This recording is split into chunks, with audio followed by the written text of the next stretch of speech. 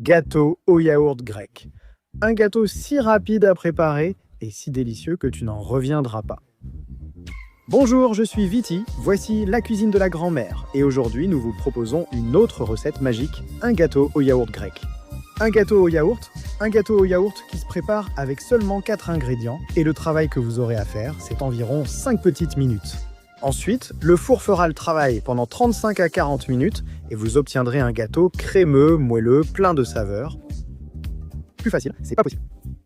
On commence, abonnez-vous. Voilà les ingrédients. 4 yaourts à la grecque. Il nous faut des yaourts à la grecque non sucrés. Vous le savez, les yaourts à la grecque pèsent un peu plus que les autres car ils contiennent plus de matières grasses. Si vous voulez utiliser des yaourts classiques, vous devriez ajouter un filet de crème. 3 œufs, 2 gros œufs, taille L. 150 g de sucre blanc et 40 g de fécule de maïs, de la farine fine de maïs, ce qu'on appelle la maïzena. Comme toujours, je vous rappelle que je vous laisse aussi les ingrédients bien détaillés ci-dessous dans la zone de texte. Sinon, mettez sur pause, prenez un papier et un stylo et notez-les directement à l'écran. Ça ne vous prendra qu'un instant car il n'y a que 4 ingrédients comme nous l'avons dit. Nous commençons la recette en pesant les ingrédients. C'est parti! Nous allumons la balance électronique qui est un outil super utile et nous comptons les cuillères l'une après l'autre jusqu'à obtenir nos 140. 1 g de sucre et ce seront 8 cuillères à dessert moyenne, soit 150 g. On continue. Nous pesons aussi la maïzena, l'amidon de maïs, la farine fine de maïs. Dans ce cas, une cuillère, des cuillères aussi moyennes à dessert. 2, 3. Et voilà, avec ça, nous en avons plus qu'assez. On continue. Cette recette est d'une simplicité effrayante. On commence par placer au fond d'un grand bol. Nos yaourts grecs, vous le savez, ce sont 4 yaourts grecs qui, au total, feront un demi-kilo de yaourt grec. Vous le savez, c'est ce yaourt épais qui contient plus de matière grasse. Donc si vous allez utiliser des yaourts normaux, je vous recommande d'ajouter un petit filet de crème liquide pour compenser la matière grasse. Le voilà, voyez comme il est crémeux. Voilà, pour que vous voyez la consistance. Très bien, on continue, on va ajouter le reste des ingrédients dans le bol. On ajoute le sucre, c'est 150 g de sucre blanc. Vous pouvez aussi le faire avec du sucre roux, c'est aussi très bon. Et on ajoute la farine fine de maïs, l'amidon de maïs. Le plus célèbre est la maïzena. Donc on l'ajoute. Maintenant que tous les ingrédients sont dans le bol, il suffit de bien mélanger. Ah zut, j'ai oublié les œufs. Bien sûr, on ajoute les 3 gros œufs, taille OL. Et maintenant, il faut tout mélanger. Il est préférable de commencer doucement avec la même cuillère pour éviter que la farine ne s'envole, car elle est très fine. Et dès qu'on lui a donné le premier coup de cuillère, on passe au fouet. Vous pouvez utiliser un batteur électrique, mais ici, j'utiliserai un fouet manuel. Parce que c'est une crème qui se fait tellement rapidement qu'elle ne demande presque aucun effort. Alors allons-y avec le fouet manuel, car pour moi c'est plus facile à nettoyer après. Allez, j'y suis presque. Nous allons mélanger pendant seulement 2 minutes jusqu'à ce que tous les ingrédients soient bien incorporés, formant une crème homogène et sans grumeaux. Voilà, je l'ai, ça m'a pris 2 petites minutes, je vais vous montrer. Voilà à quoi ça doit ressembler. C'est assez liquide, mais c'est comme ça que ça doit y être. Étape suivante, prenons un moule adapté au four. Je vais utiliser un moule à gâteau démontable, comme ça ce sera plus facile pour la suite.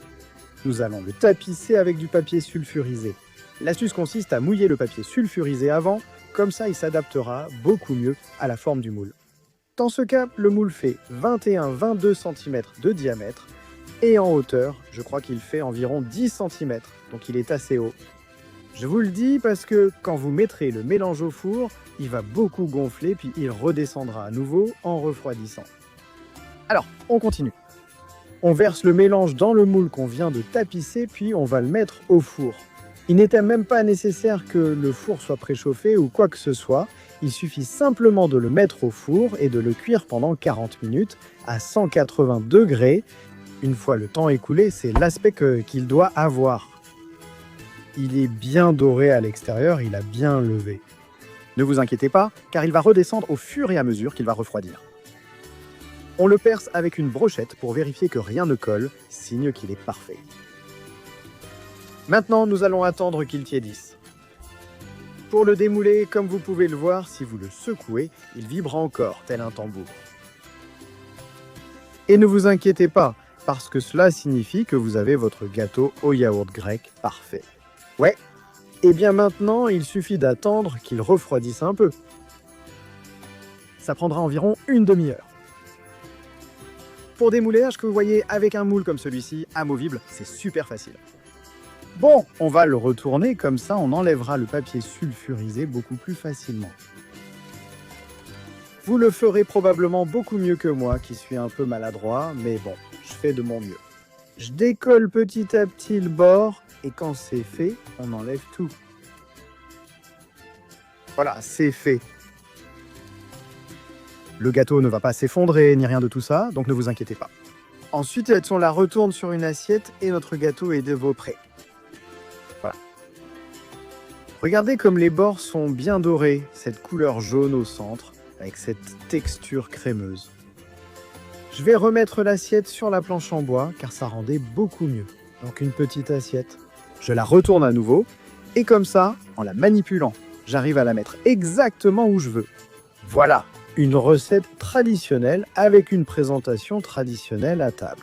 Voilà, avec 4 ingrédients et 0 effort. Ce magnifique gâteau sur ta table, tu peux le servir tel quel ou tu peux l'accompagner d'une confiture de fruits rouges. Ce qui lui va aussi très bien, ça, c'est à toi de choisir. Je l'ai laissé tel quel, car je la préfère ainsi, le goût du gâteau n'étant masqué par rien. Allez, on va couper une part, Rizras. Vous allez voir comme ça a l'air délicieux. Et vous le savez déjà. Si la recette vous a plu, n'oubliez pas de vous abonner à la chaîne, d'activer la cloche pour recevoir les notifications, de me laisser un like et pourquoi pas de me suivre sur Instagram. Imparfait. Voilà, vous voyez quel aspect crémeux avec cette densité parfaite.